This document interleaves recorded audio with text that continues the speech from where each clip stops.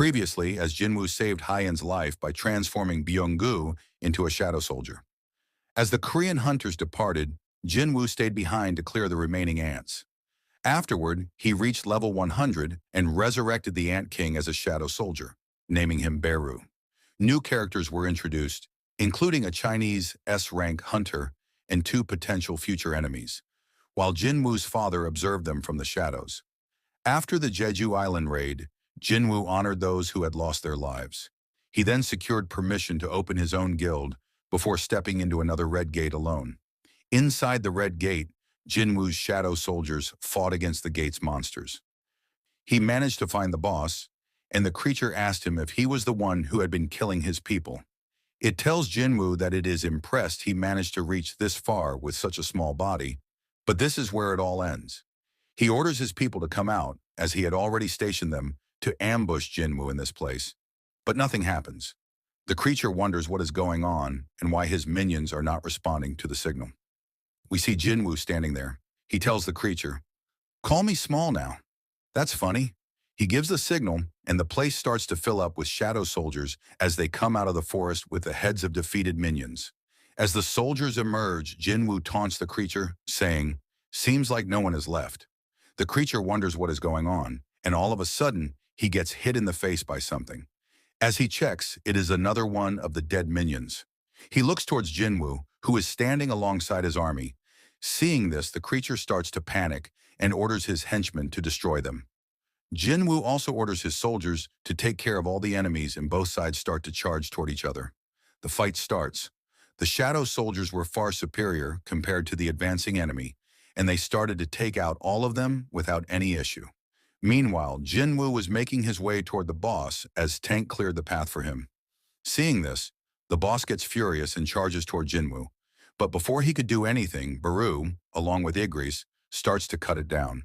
Beru cuts off one of its arms, while Igris chops off its leg, and the creature falls to the ground. As it looks up, it sees Tusk towering over him, using his ability, Inverse Gravity, to pin the beast to the ground. With the boss pressed against the ground, Jinwoo slowly advances toward it. As he gets to the creature's face, he tells the thing, "Now you will answer my questions. It will be less painful for you if you do." After he interrogates the beast, he stands in front of its lifeless body, thinking, it must be the system interfering again, as he was not able to gather any important information from the boss. He opens his inventory, saying, "I'll find out sooner or later anyway, so it should be fine." He brings out a key from his inventory that he received from the cursed random box, thinking, I reached level 100 at the Jeju Island raid and met the minimum requirements to unlock the dungeon. He looked at the key and was able to see its description. It was the key to the Cardion Temple, and a timer was displayed, showing how much time remained before he could enter the dungeon. Once the time ran out, the key would expire. While reading the description, he starts to get flashbacks of the dungeon from the last time he was there, thinking the system was calling him back to the place where it all started. But things were different this time, as he had grown much stronger compared to the last time he was there. He wonders if it was all planned from the beginning and if it's waiting for his return. If that's the case, then wait for me. We see an entity sitting inside the dungeon as it smirks, hearing Jinwoo say, "I'll be coming soon." The scene shifts to a dungeon where a man is panicking as a dark figure stands before him. The man asks the creature about its identity, and the figure replies, "He's not the one either. They're hiding cleverly, aren't they?" The brilliant fragments of light. Silid, the king of snowfolk and the monarch of frost, notices something behind him. As he turns, he sees Yogyamunt, the king of demonic specters and the monarch of transfiguration. Yogyamunt tells Silid that he has come to inform him about the East Island. Silid asks if he is talking about the small island, noting that it is the place of the Shadow Monarch. He then asks if Yogyamunt has decided to take care of that place. Yogyamunt tells him that the rulers have decided to release their legions south of that location, adding, "I'll take that place." Silid asks, "How are you planning to deal with the Shadow Monarch, who is also there?" Yogyamunt replies, "It'll be all right if the planner fulfills the contract." With a smirk, he adds, "The greatest fragment of brilliant light has been confirmed in that place as well." Hearing this, Silid becomes excited. He asks, "You intentionally came here just to tell me that?" Yugyaman then asks what Silid plans to do with that information. Silid replies, "If you are willing to follow me, then why not?" During their conversation, Silid suddenly notices something. He tells Yugyaman, "It looks like we were being lured here." Another person walks up to them. Silid comments, "The person earlier can't possibly wield the power of the brilliant fragments of light, so I was wondering why a trace of that power was here. This person plans to get in our way." With rage in his eyes, the man asks them about the small island to the east, questioning if they are referring to Korea. Silid asks, "What are you going to do about it?" From behind, Yugyaman tells them, "We do not have time to deal with him." As they begin to leave, Silid taunts the man, "Try and stop us if you can." The man charges toward them, declaring, "I won't let you escape." As he strikes, Silid effortlessly blocks the attack with his ice shield. With a grin on his face, he prepares to counterattack. As he unleashes his power, a massive explosion engulfs the area. The scene shifts to Jinwoo as he walks to his car. Just as he's about to open the door, a man approaches him and asks, "Excuse me, are you Sung Jinwoo?" He introduces himself as Adam White, a senior official from the Federal Bureau of Hunters. Adam hands Jinwoo his business card and says, "It's a pleasure to meet you, Mr. Sung. Feel free to call me Adam." He apologizes for the sudden appearance, explaining that he's been difficult to track down, and he adds that he even stopped by their office. Jinwoo, now thinking Adam might be the person Jinho mentioned who was looking for him, asks, "What business do you have with me?" Adam responds that he wants to share some information with Jinwoo. Intrigued, Jinwoo asks, "What kind of information?" Adam replies, "Perhaps no country or institution in the world could provide the information I'm about to share, except us." When Jinwoo asks why they're willing to share this information with him, Adam explains, "Because we benefit from sharing knowledge with special individuals like you." He further explains that they had planned to visit him for another reason, but after seeing the events of the Jeju Island raid, their deputy director wanted to meet him in person. Adam smiles and adds, "I'd say this is unprecedented, and our deputy director will explain the rest of the details. There's a car nearby if you'd like to meet with him." Curious about the information Adam wants to share, Jinwoo gets into his car and thinks, "Information, huh?" Still unsure if the details they wish to provide are reliable, he tells Adam that he will give it some thought and contact him later. Smiling, Adam comments, "How silly of me. I forgot that a good hand should never be hidden when striking a deal." Then he adds, "An upgrader." Jinwoo is taken aback. Adam explains, "An upgrader is an awakened being who can enhance the abilities of another awakened being. Have you heard of them?" As he asks, the scene shifts to a car where Adam and Jinwoo arrive at a building. Adam then introduces Jinwoo to Michael Connor, the deputy director of the Federal Bureau of Hunters. Michael shakes Jinwoo's hand and says, "It's a pleasure to meet you." After the introductions, Adam announces that he will serve as their interpreter. Michael, being direct, slides a stack of immigration documents across the table and says, "It usually takes anywhere from 1 to 2 years for processing, but we're willing to make an exception for you." He adds, "Just say the word, and you'll be granted American citizenship in a second." Jinwoo, however, responds seriously, "I came here because Mr. White said you have some information to share with me. An awakened being who can enhance the abilities of another awakened being. An upgrader."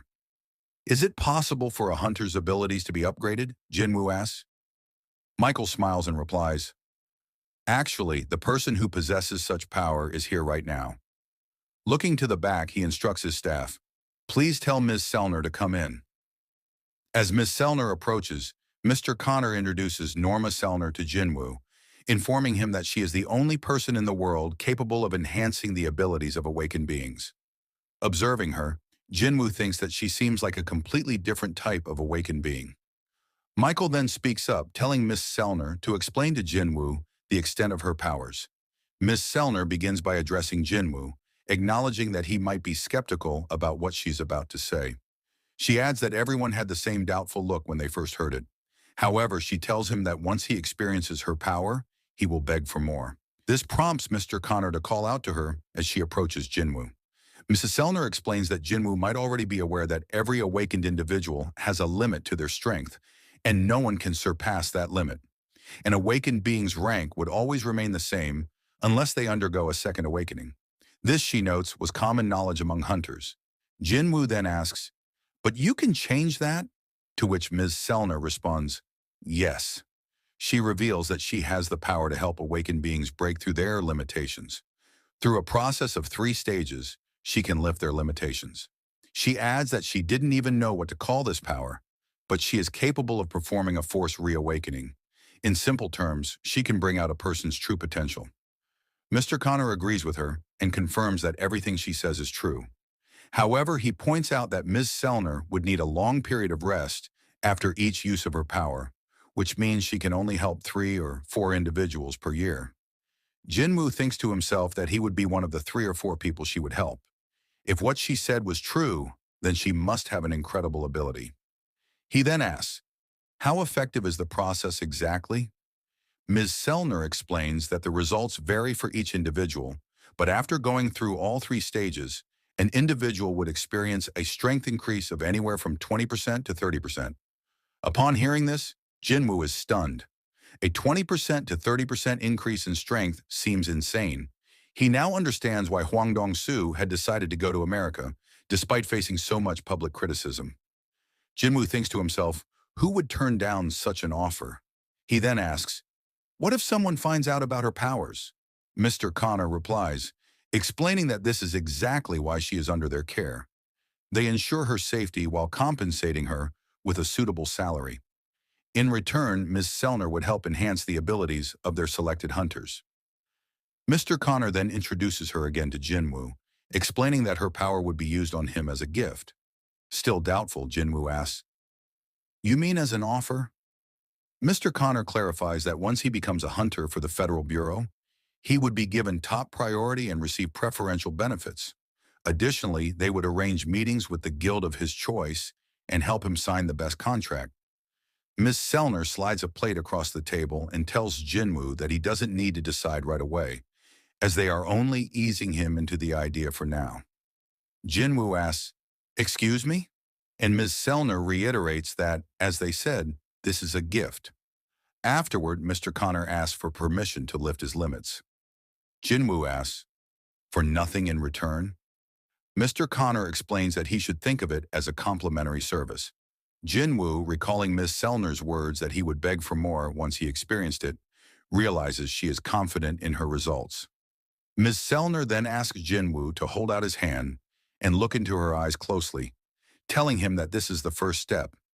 Michael, watching the scene, thinks to himself that Jinwoo has already taken the bait and is keeping his cool.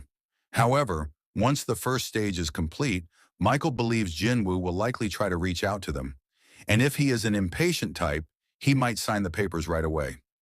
Meanwhile, Jinwoo's hand begins to glow as Ms. Selner holds it. Mr. Connor reflects on Jinwoo's past achievements, how he succeeded in the Jeju Island raid with powers that had never been seen before, and wonders what else Jinwoo could accomplish. As a green aura surrounds Jinwoo and the light in his eyes intensifies, the process continues. Ms. Selner's eyes begin to glow, and she is enveloped by a powerful aura. Suddenly, it becomes clear that she has shifted to a place filled with darkness. A face appears behind her, where only darkness remains. Gradually, a figure emerges from the shadows and slowly approaches her. The figure comes closer until it is right in front of her, staring with a terrifying light in its eyes. At this, Miss Selner screams and the process is abruptly halted, shocking everyone in the room.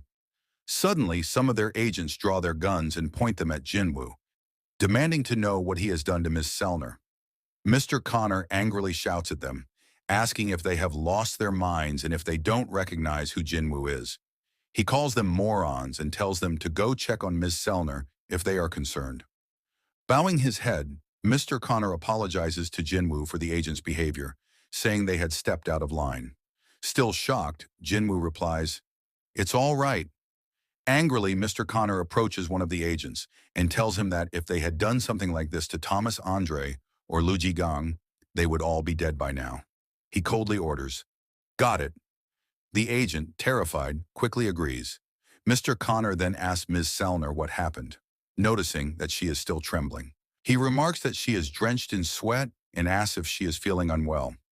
After that, Mr. Connor explains to Jinwoo that Ms. Selner is feeling unwell and asks if it would be okay to reschedule the procedure for another time. Jinwoo agrees.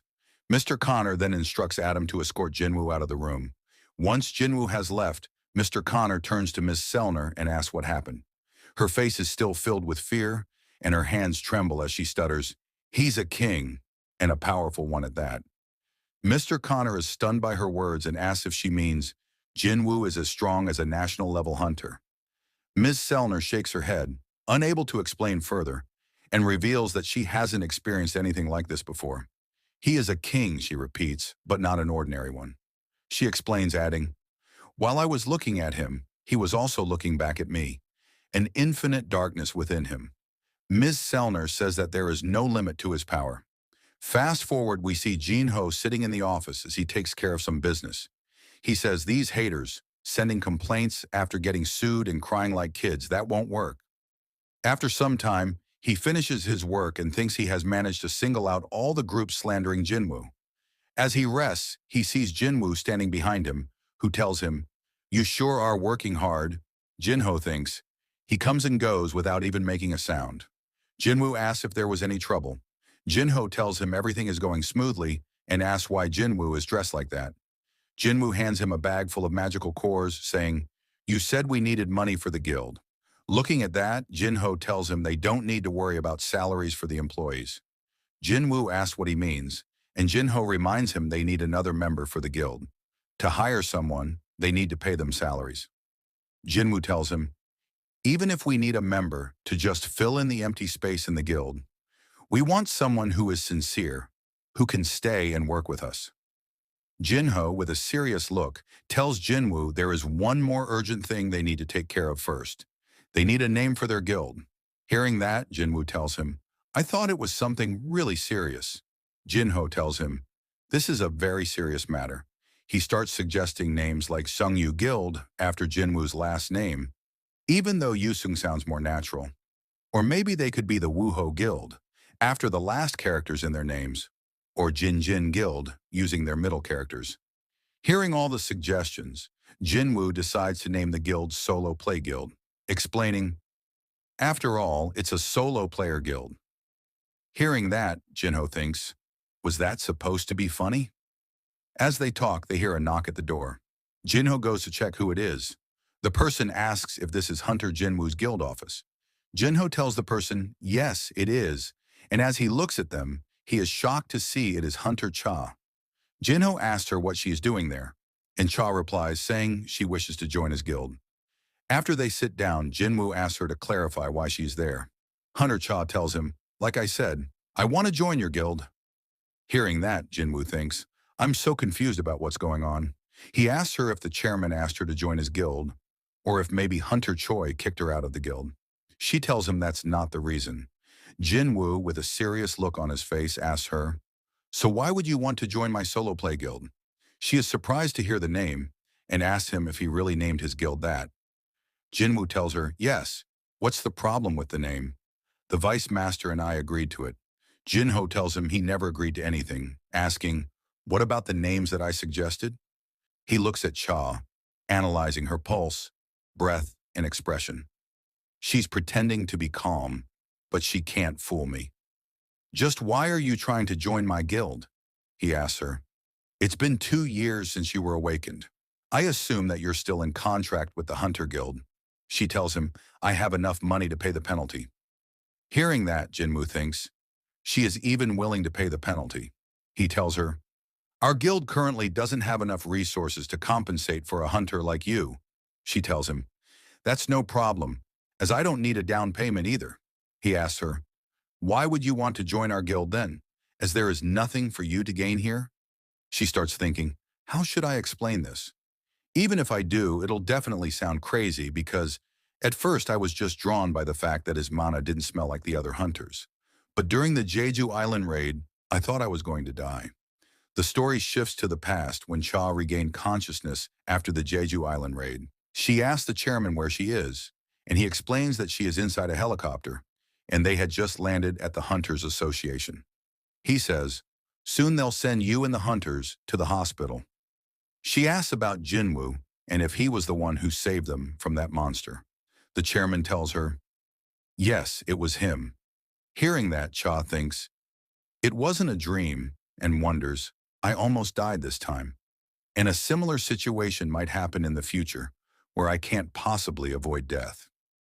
We see Cha in the present as she is thinking about how she should explain everything to him. She starts to blush, thinking, I wish to stand by your side till the very end. Seeing her like this, Jinwoo wonders, what's up with her? Is it something she can't tell me? As she tries to calm down, Jinwoo thinks, why can't you answer me? Looking at her blushing face, he can tell that she is hiding something. He asks her, so you won't answer me? Cha replies, I want to live comfortably. Is something wrong with that? Hearing her answer, Jinwoo thinks, Hunter Cha is only 22 years old, and the burden of being an S-rank must be hard for her. The Hunters also suffered greatly during the Jeju Island raid, so I can understand why she wants to join us. Jinwoo tells her, there's an entrance test for our guild. She tells him, that wasn't in the recruiting notice. Jinwoo tells her, maybe the guild vice master made a mistake since it's a new rule. He asks Jinho to go and fetch them some drinks and snacks. After he leaves, Hunter Cha asks him, what kind of test is it? Jinwoo tells her, you have to win against one of my summons. Cha asks him, am I that much of a weakling in your eyes? What kind of summon is it? Jinwoo, hearing that, tells her, for you, Hunter Cha, I'll use my strongest summon. They start to get up, and Cha asks him, when's the test? Jinwoo tells her, let's do it now, and suggests, how about we do it in the gymnasium of the association? He thinks, this is a good chance for me to test if I can use the shadow exchange with two people. He tells her, you don't have to leave. We can use a shortcut. He gets close to her saying, we just have to stick together for a bit. When they are ready, Jinwoo uses shadow exchange, and they both get covered by darkness. Meanwhile, Jinho is entering the room with something to eat, and after entering, he sees a high orc standing in front of him instead of Jinwoo and Cha. They both stare at each other awkwardly as the orc takes the food from his hand and eats it in one bite. The scene shifts to the gymnasium where the two have teleported. Cha is surprised and asks Jinwoo, how did you do that? Meanwhile, Jinwoo thinks, I was right. The shadow exchange works as a gateway since I was able to move with a person in it. He tells Cha, let's get started. She tells him she left her weapon behind, and Jinwoo asks, are you talking about that pickaxe? Cha tries to explain, that's not my weapon. Jinwoo, smiling, tells her, I was just kidding. She tells Jinwoo that there might be a weapon worth borrowing in the storage. She opens the door and sees a room filled with weapons. She thinks, these weapons are reserves, so they aren't that good, but they're suitable for practice. She comes out with a sword, telling Jinwoo she is ready. Jinwoo asks, will you be all right? That's not the weapon you normally use. Cha tells him the weapon doesn't matter, as the monsters never fight on their terms anyway. Jinwoo thinks she's right. He wonders, who should I summon? An ordinary soldier would be shredded to pieces. He summons Yggdrasil, saying, among my soldiers, he is the best swordsman. She asks him, what are the conditions for winning or losing? Jinwoo explains, you either win by destroying the summon, or you lose when you decide to surrender. He thinks, I said I'd call my strongest soldier to test her, but Baru is too much for her. After they had prepared, Jinwoo gave the signal to start the test. He noticed her gathering up her mana, and a thought hits him about what she said. Weapons don't matter. He stopped them, saying, wait a moment, and asked Cha to turn back. As she did, he started to take out a weapon from his inventory. It was the Demon King's longsword. He hands it to Yggdrasil, telling him to use it, and tells them to start now. They both prepare to fight. Yggdrasil, using the sword's ability, launches a powerful wave of electricity toward Cha. But before the attack lands, she manages to dodge it. Seeing this, Jinwoo thinks, as expected, she's fast. If this were an average person, they would have died at the slightest scratch of that swing. As the fight continues, they start to exchange blows, creating a lot of noise that attracts the attention of Chairman Gogenhee, who was sitting in his office. He thought there wasn't supposed to be anyone in the gym today. He called someone, asking them to connect the CCTV footage inside the gym to his room. As he looks at the footage, he notices it is Jinwoo and Hunter Cha.